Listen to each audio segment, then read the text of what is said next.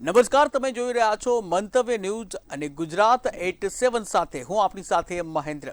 સમાચારની શરૂઆત કરીએ જામનગરથી। તો જામનગરથી મહત્વના સમાચાર સામે આવી રહ્યા છે, જ્યાં જામનગરના કાલાવાડમાં ભર ઉનાળે વરસાદ, ત્યારે કાલાવાડ પંથકમાં વરસાદી માહોલ જામ્યો। ત્યારે કાલાવાડ શહેરના વિસ્તારોમાં ધીમી ધારે વરસાદ પડ્યો, જ્યાં કમોસમી વરસાદને લઈને પાકને નુકસાન થવાની ભીતિ છે। ત્યારે વરસાદ પડતા ખેડૂતોને પાક બગડવાની ચિંતા સતાવી રહી છે। હવામાન વિભાગ દ્વારા જે આગાહી કરવામાં આવી હતી તે પ્રમાણે વરસાદ પડ્યો।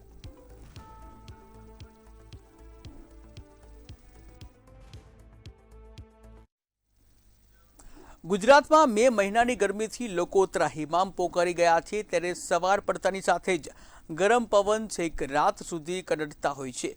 જો કે આ આગ ઓગતી ગરમીમાં આંશિક રાહત મળી શકે છે, ત્યારે ભારતીય હવામાન વિભાગે ગુજરાતમાં ભારે વાવાઝોડા, વરસાદ અને તોફાની પવનો માટેની ચેતવણી આપી છે।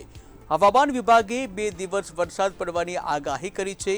આજે સૌરાષ્ટ્ર અને દક્ષિણ ગુજરાતમાં વરસાદને લઈને હવામાન વિભાગ દ્વારા આગાહી કરવામાં આવી છે। આ સાથે જ ગીર સોમનાથ, અમરેલી, નવસારી, ડાંગ, દમણ, દાદરા નગર હવેલીમાં પણ છૂટાછવાયા। તો અમદાવાદના એસજી હાઈવે પર આવેલી હાઈરાઇઝ બિલ્ડિંગમાં બપોરે અચાનક આગ ભભૂકી ઉઠતા અફરાતફરીનો માહોલ સર્જાયો હતો, જ્યાં ધુમાડાના ગોટે ગોટા વચ્ચે લોકો જીવ બચાવવા દોડ્યા હતા। જ્યારે કેટલાક લોકો બિલ્ડિંગમાં ફસાયા હોવાની આશંકા વ્યક્ત કરવામાં આવી રહી છે। ત્યારે ઘટનાની જાણ થતાં આજ ફાયર વિભાગની ટીમો તાત્કાલિક ઘટના સ્થળે પહોંચી બચાવ કામગીરી શરૂ કરવામાં આવી હતી।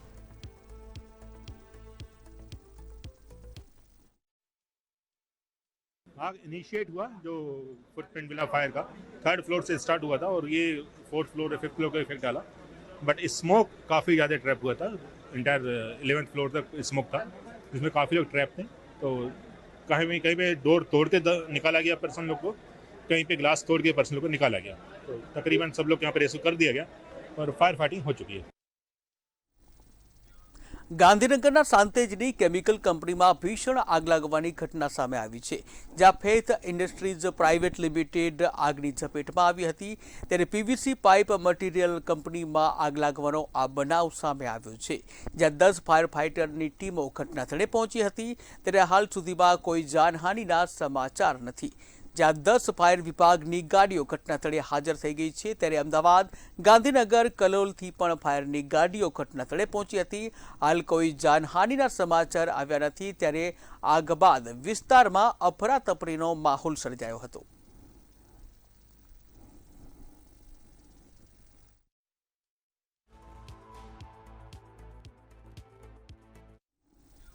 અમદાવાદમાં વહેલી સવારે એક બંધ મકાનમાં અચાનક આગ લાગવાની ઘટના સામે આવી। ત્યારે આગ લાગતા જ આસપાસના વિસ્તારોમાં અફરાતફરી મચી ગઈ હતી, જ્યાં ઘટનાની જાણ થતાં જ ફાયર વિભાગની 2 ગાડીઓ તાત્કાલિક ઘટના સ્થળે પહોંચી આગ ઉપર કાબુ મેળવવાની કામગીરી શરૂ કરવામાં આવી હતી। પ્રાથમિક અનુમાન મુજબ ગેસ લીકેજ અથવા તો શોર્ટ સર્કિટના કારણે આગ લાગી હોવાની શક્યતા વ્યક્ત કરવામાં આવી છે। જો કે સદભાગ્યે કોઈ જાનહાનિ અંગેની માહિતી સામે આવી નથી। પોલીસ અને ફાયર વિભાગે તપાસ શરૂ કરી છે।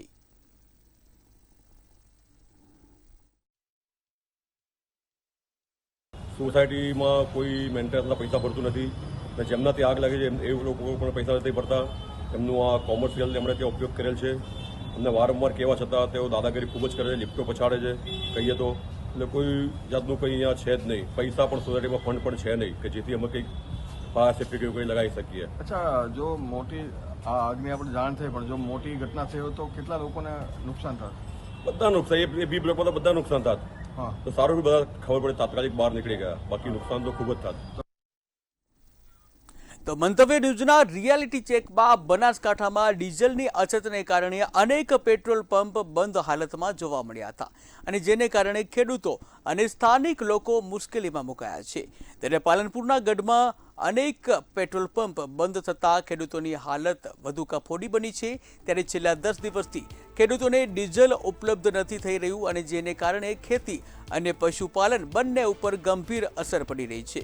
ત્યારે ખેડૂતો દ્વારા તાત્કાલિક પૂરતો ડીઝલનો પુરવઠો ઉપલબ્ધ કરાવવામાં આવે તેવી માંગ કરવામાં આવી છે। બનાસકાંઠા જિલ્લામાં સમગ્ર તાલુકાઓ હોય કે ગ્રામીણ વિસ્તારો હોય ત્યાં ડીઝલ મળતું નથી તેવી પરિસ્થિતિ ઊભી થઈ છે. મંતવ્ય ન્યૂઝની ટીમ જે છે તે ટીમ અત્યારે પાલનપુરના ગઢ વિસ્તારમાં આવી છે. જોકે આ વિસ્તારમાં 4 થી 5 જેટલા પંપો આવેલા છે, પરંતુ જે પ્રકારે હું આપને દ્રશ્યો બતાવું છું તે દ્રશ્યો પ્રમાણે પંપો ઉપર ડીઝલ નથી એટલે બેરિકેડ મારી દેવામાં આવ્યા છે. જે પ્રકારે છેલ્લા 10 દિવસથી આ જે પંપો છે ગ્રામીણ વિસ્તારના ત્યાં ડીઝલ કે પેટ્રોલ આવતું નથી, તેને લઈ અને પંપના જે સંચાલકો છે તે સંચાલકો દ્વારા બેરિકેટેડ મારી દેવામાં આવ્યા છે. મહત્ત્વની વાત એ છે કે અત્યારે જે પ્રકારે બાજરીની કાપણી ચાલી રહી છે, તો બીજી તરફ મગફળીનું વાવેતર કરવાનું હોય, ખેડૂતોને ડીઝલની તાતી જરૂર છે, પરંતુ જે પ્રકારે ડીઝલ કંપનીઓ દ્વારા પેટ્રોલ પંપો ઉપર ડીઝલ પહોંચાડવામાં આવતું નથી, એટલે કે તેને લઈ અને અત્યારે જે પ્રકારે ખેડૂતોને મુશ્કેલી પડી રહી છે. જોકે બીજી તરફ વાત કરવામાં આવે તો આ જે વિસ્તાર છે તે આ વિસ્તાર સમગ્ર પશુપાલન પર આધારિત વિસ્તાર છે, એટલે કે પશુપાલકોને પણ ડીઝલ અને પેટ્રોલની તાતી જરૂર પડતી હોય છે. દૂધ લઈ જવા માટે, દૂધ લાવવા માટે, અથવા તો ઘાસચારો લઈ જવાને લાવવા માટે ટ્રેક્ટર સહિત બાઇકોમાં પણ ડીઝલ પેટ્રોલનો ઉપયોગ થતો હોય છે, પરંતુ છેલ્લા 10 દિવસથી આ વિસ્તારમાં પેટ્રોલ કે ડીઝલ મળતું નથી. આ વિસ્તારના 5 થી 6 જેટલા જે પંપો છે તે પંપો અત્યારે બંધ હાલતમાં છે. જે પ્રકારે આપ દ્રશ્યોમાં જોઈ શકો છો કે પંપ પર બેરિકેડ મારી અને બંધ કરી દેવામાં આવ્યા છે. ત્યારે હવે ખેડૂતોની એક પ્રકારની એક જ માંગ છે કે આ વિસ્તારમાં જે પ્રકારે ડીઝલની અછત સર્જાઈ છે, તો સરકાર દ્વારા તાત્કાલિક ધોરણે આ વિસ્તારમાં ડીઝલનો પુરવઠો મળી રહે તેવી વ્યવસ્થા કરવામાં આવે તેવી અત્યારે તો આ વિસ્તારના ખેડૂતો માંગ કરી રહ્યા છે. રમેશ પટેલ, મંતવ્ય ન્યૂઝ, બનાસકાંઠા. સાબરકાંઠાના ઈડર પંથકમાં ખેડૂતો હાલ ભારે મુશ્કેલીનો સામનો કરી રહ્યા છે. યુદ્ધ જેવી વૈશ્વિક સ્થિતિના નામે ડીઝલની અછત સર્જાઈ છે અને જેને કારણે ખેડૂતોના ટ્રેક્ટરોના પૈડા થંભી ગયા છે. ખેડૂતોને ખેતી કામ માટે પૂરતું ડીઝલ ન મળતા આગામી ચોમાસું વાવણીને લઈને પણ ખેડૂતોમાં ચિંતા જોવા મળી રહી છે. ખેડૂતોનું માનવું છે કે પુરવઠા વિભાગના અધિકારીઓ એસી ઓફિસ છોડી પેટ્રોલ પંપ ઉપર સરપ્રાઇઝ ચેકિંગ કરવામાં આવે તો ડીઝલની મોટી કાળાબજારી પણ સામે આવી શકે તેમ છે.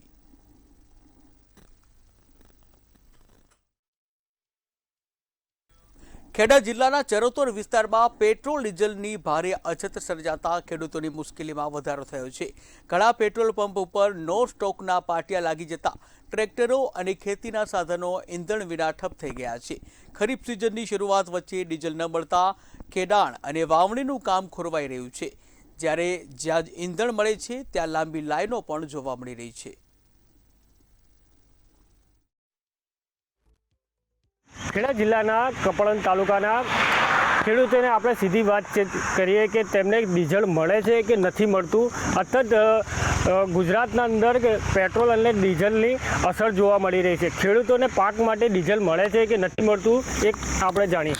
શું નામ છે તમારું? કિરીટભાઈ પટેલ. કિરીટભાઈ, તમને પૂરતું ડીઝલ મળી રહ્યું છે? હાલના સંજોગોમાં મળતું નથી અને અમારા ગામથી 4 કિલોમીટર દૂરની આજુબાજુ 4 પેટ્રોલ પંપ છે, જે એ લોકો અમને એવું કહે છે કે 15 લીટર ડીઝલ અમે આપીએ. હવે આવવા જવામાં 2 લીટર ડીઝલ તો આવવા જવામાં જ જતું રહે. એટલે અમારી સરકારને રિક્વેસ્ટ છે કે બધાની કેરબાની અંદર 20 લીટર આપે એવી અમારી માગણી છે. આપણી સાથે બીજા ખેડૂત જોડાયા છે. ડીઝલ મળે છે? ડીઝલ પૂરતું નથી મળતું.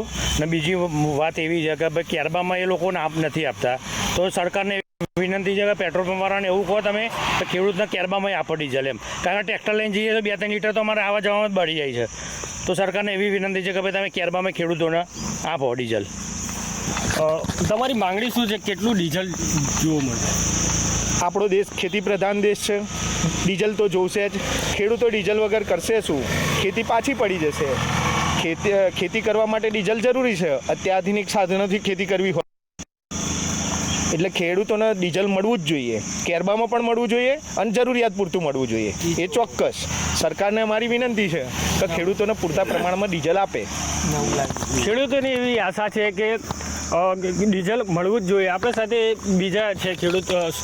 હવે ડીઝલના લીધે તો ખેડૂતોની અંદર બજારની અંદર સેલિંગ કરવા, માર્કેટની અંદર ટ્રાન્સપોર્ટેશન થતું નથી. એની લીધે કોઈ બી પાકનો ભાવ નથી. જે વસ્તુ અમારી કાકડી 800 થી 700 રૂપિયા જતી હતી એનું બજાર વેલ્યુ અત્યારે 200 રૂપિયામાં કોઈ લેવા તૈયાર નથી. અને તે ખેડૂતને બહુ જ તકલીફ પડી રહી છે. અને ટ્રાન્સપોર્ટેશન ઝડપી ચાલુ થાય માર્કેટની અંદર. કોઈ બી જગ્યાએ લોડિંગ ચાલતું જ નથી અત્યારે. રાજસ્થાન, ગુજરાતની અંદર બી જતું નથી. કાઠિયાવાડ બધું બંધ છે. ડીઝલના કારણે ટ્રાન્સપોર્ટેશન બંધ છે તેવું ખેડૂતનું કહેવું છે. આમિર મિર્ઝા, મંતવ્ય ન્યૂઝ, ખેડા, કપડવંજ. અમદાવાદ એરપોર્ટ પરથી 20 કિલો ગાંજો ઝડપાયો છે, જ્યાં થાઈ એરવેઝથી અમદાવાદ આવેલા કેરિયર પાસેથી ગાંજો મળી આવ્યો. DRIની માહિતીના આધારે AIU દ્વારા કાર્યવાહી કરવામાં આવી. ત્યારે ગાંજા સાથે પકડાયેલ કેરિયર યુપીના સહારનપુરનો રહેવાસી છે. કેરિયરની બેગમાંથી 19 પેકેટ વેક્યુમ ભરેલા મળી આવ્યા. ગાંજા સાથે ઝડપાયેલા કેરિયર સામે કાર્યવાહી કરવામાં આવી છે. ત્યારે ગાંજો ઝડપી પાડવામાં આવ્યો છે. અમદાવાદ એરપોર્ટ પરથી ગાંજો ઝડપી પાડવામાં આવ્યો છે, જ્યાં 20 કિલો જેટલો ગાંજા સાથે એક શખ્સને ઝડપી પાડવામાં આવ્યો છે. ત્યારે થાઈ એરવેઝથી આવેલા કેરિયર પાસેથી આ ગાંજો મળી આવ્યો હતો, જ્યાં 20 કિલો જેટલો ગાંજો મળી આવ્યો હતો. ત્યારે આ અંગે કાર્યવાહી પણ કરવામાં આવી છે. ઉલ્લેખનીય છે કે DRIની માહિતીના આધારે AIU દ્વારા કાર્યવાહી પણ કરવામાં આવી છે, જ્યાં વ્યક્તિ છે સહારનપુરનો રહેવાસી હોવાનું સામે આવ્યું છે. ગાંજા સાથે ઝડપાયેલ જે કેરિયર છે યુપીના સહારનપુરનો રહેવાસી હોવાનું સામે આવ્યું છે.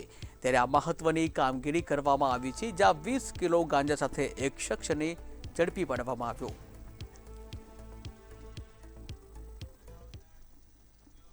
રાજકોટમાં પીડિતાના પિતાની હત્યા મામલે પોલીસ તંત્ર હરકતમાં આવ્યું છે.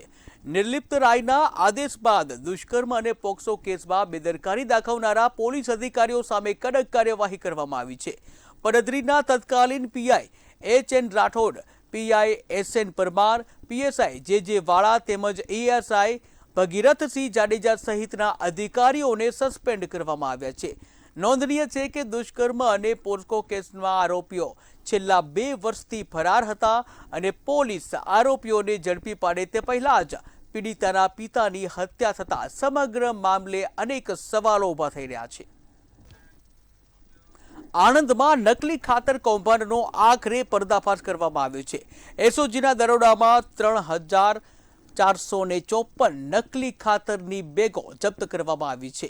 ત્યારે ભેળસેળયુક્ત ખાતર વેચી ખેડૂતો સાથે છેતરપિંડી કરવામાં આવતી હતી, જ્યાં ટ્રક, મશીનરી સહિત રૂપિયા 18 લાખથી વધુનો મુદ્દામાલ કબજે કરવામાં આવ્યો છે.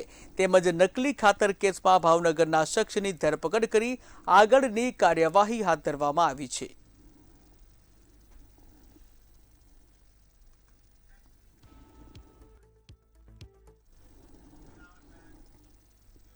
અમદાવાદના ભારતીય આશ્રમ સાથે જોડાયેલા સાધુ ઈકા ભારતીનો એક વિડીયો સોશિયલ મીડિયામાં વાયરલ થતા ભારે ચર્ચા જાગી છે. વિડીયોમાં ઈકા ભારતી યુવાઓ સાથે અયોગ્ય હરકતો કરતા હોવાના આક્ષેપો ઉઠ્યા છે. મામલો સામે આવતા જ આશ્રમ ખાતે અનિચ્છનીય ઘટના ન બને તે માટે પોલીસ બંદોબસ્ત અને ખાનગી બાઉન્સરો પણ ગોઠવી દેવામાં આવ્યા. ત્યારે કેટલાક પીડિતોએ આગળ આવી પુરાવા રજૂ કર્યા હોવાનો પણ દાવો કરવામાં આવ્યો છે, જ્યાં સૂત્રો મુજબ અનેક યુવાઓ સાથે ગેરવર્તન થયું હોવાનું સ્વીકારાયું હોવાનું સામે આવ્યું છે. આ વિડીયો 4 દિવસ પહેલાનો છે અને આ જે સાધુ છે એને સાધુ તો કહી જ ના શકાય, એને હવસખોર શૈતાન કહી શકાય. એ માણસે જે યુવાન સાથે આવા કામલીલાના કૃત્યો કર્યા છે એ બાબતે એ યુવાને જ મારો સંપર્ક કર્યો હતો. સોશિયલ મીડિયાના માધ્યમથી મારો નંબર એમને મળ્યો હશે ક્યાંયથી, અને પછી જ્યારે એમને મારો સંપર્ક કર્યો ત્યારે મેં એમને પૂછ્યું, બોલો ભાઈ શું કામ હતું? એટલે એમને પછી આ બધી વાત કરી. તો વડોદરાથી મહત્વના સમાચાર સામે આવી રહ્યા છે, જ્યાં વડોદરા કોર્પોરેશનની પ્રથમ સામાન્ય સભા 28મી મેના રોજ યોજાવાની છે. ત્યારે વડોદરાથી મહત્વના સમાચાર, વડોદરા કોર્પોરેશનની પ્રથમ સામાન્ય સભા 28 મેના રોજ યોજાશે, જ્યાં નવા મેયર, ડેપ્યુટી મેયરની સત્તાવાર વરણી કરવામાં આવશે. ત્યારે સ્થાયી સમિતિના 12 સભ્યોની નિયુક્તિ થશે.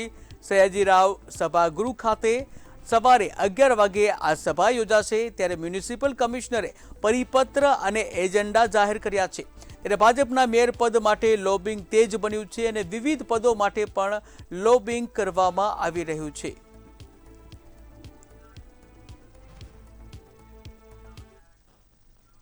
તો અન્ય મહત્વના સમાચાર સામે આવી રહ્યા છે, જ્યાં કરજણમાં ધારાસભ્ય અક્ષય પટેલના પુત્રની દાદાગીરી સામે આવી છે. ત્યારે કરજણના ધારાસભ્ય અક્ષય પટેલના પુત્રની દાદાગીરી, જ્યાં અક્ષય પટેલના પુત્ર ઋષિ પટેલે યુવકને ઢોર માર માર્યો હોવાની ઘટના સામે આવી છે. ઋષિ પટેલ અને તેના મિત્રોને કરજણથી આ સાથે જ આ મુદ્દે સંવાદદાતા સત્યમ લાઈવ જોડાઈ ગયા છે। જે સત્યમ વાત કરવામાં આવે કરજણના ધારાસભ્ય અક્ષય પટેલના પુત્રની દાદાગીરી સામે આવી છે। શું છે વધુ વિગત? બિલકુલથી કરજણના ધારાસભ્ય અને લોકપ્રિય ધારાસભ્ય એવા અક્ષય પટેલના પુત્રનો દાદાગીરી સામે આવી છે। ડીઝલ ચોરીની આશંકા હતી અને તેના ડ્રાઈવરને ઢોર માર મારવામાં આવ્યો હતો, ગધેડા પટ્ટું માર મારવામાં આવ્યો હતો। તેને સારવાર હેઠળ રાજપીપળા જે હોસ્પિટલ છે, તે સિવિલ હોસ્પિટલ છે, ત્યાં તેને લઈ જવામાં આવ્યો હતો સારવાર હેઠળ। દોરડાથી ઊંધો લટકાઈને માર મારવાના પણ આક્ષેપો ઉઠી રહ્યા છે। ગંભીર માર મારવાનો હતો। પોતાની જે ઓફિસ છે બકાપુરા, ત્યાં તેને લઈ જવામાં આવ્યો હતો અને ત્યાં મારવાનો પણ આક્ષેપ ઉઠી રહ્યા છે। ગંભીર મારવાના કારણે સાથે જ તેને અપશબ્દો બોલવામાં આવ્યા હતા અને જાતિ વિષયક અપશબ્દો બોલવાના કારણે તે અંગેની પણ ફરિયાદ ઉઠેલી હતી। આખરે પોલીસે આના અંદર ફરિયાદ નોંધાવી છે અને જાતિ વિશે જે અપશબ્દ બોલે તેની પણ ફરિયાદ દાખલ થઈ છે।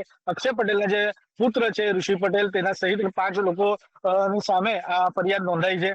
પણ એક ગંભીર બાબત છે, કારણ કે એક ધારાસભ્યનો પુત્રએ પોતે જ કાયદો હાથમાં લીધો હતો અને પિતા ધારાસભ્ય હોવાથી એનામાં વજન થોડું વધારે હોય એટલે એવી રીતના આ કૃત્ય કરવામાં આવ્યું હતું અને કાયદો હાથમાં લેવામાં આવ્યો હતો। જો કે આખરે અનેક વખત રજૂઆત કરવા બાદ પોલીસે તમામ વસ્તુની જે તલપરશ કરી છે અને ત્યારબાદ જે ઋષિ પટેલ સહિતના જે 5 લોકો છે તેની સામે ફરિયાદ નોંધાઈ છે। જી સત્યમ, સમગ્ર માહિતી બદલ આભાર। ત્યારે કરજણના ધારાસભ્ય અક્ષય પટેલના પુત્ર ઋષિ પટેલની દાદાગીરી સામે આવી છે, જ્યાં યુવાનને દોરડાને બાંધી અને માર માર્યો હોવાની ઘટના સામે આવી।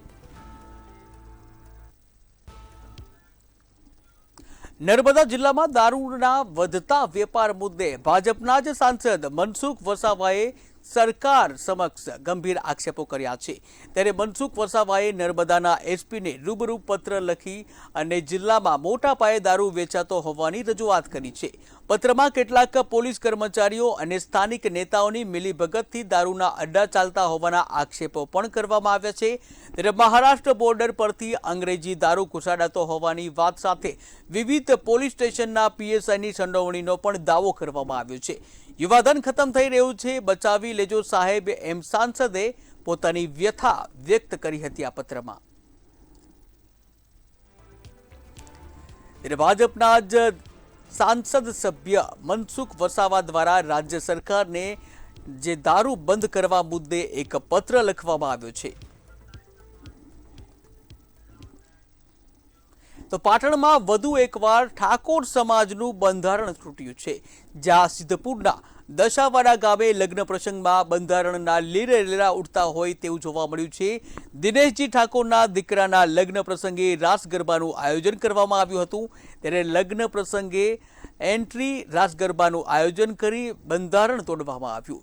ત્યારે લગ્ન પ્રસંગે ડીજે રાસ ગરબાનું પ્રતિબંધ હોવા છતાં પણ આયોજન કરવામાં આવ્યું હતું। ત્યારે ગરબામાં કલાકાર દિવ્યા ઠાકોર, વિક્રમ ઠાકોર પણ ઉપસ્થિત રહ્યા હતા।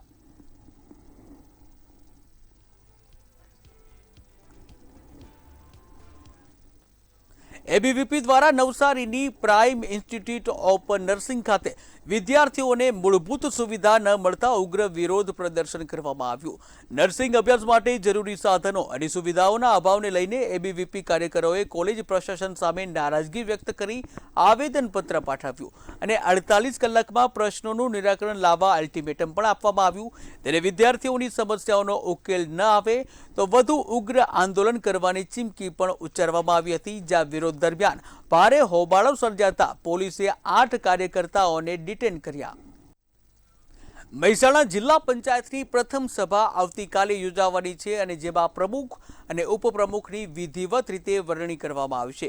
આજે જિલ્લા પંચાયત ખાતે ભાજપના વરિષ્ઠ નેતાઓની હાજરીમાં પ્રમુખ પદ માટે નીતિન પટેલ અને ઉપપ્રમુખ પદ માટે માનસંગજી ઠાકોરે ફોર્મ ભર્યા હતા, જ્યાં ભાજપના મેન્ડેટ અનુસાર બંનેના નામ નિશ્ચિત માનવામાં આવી રહ્યા છે।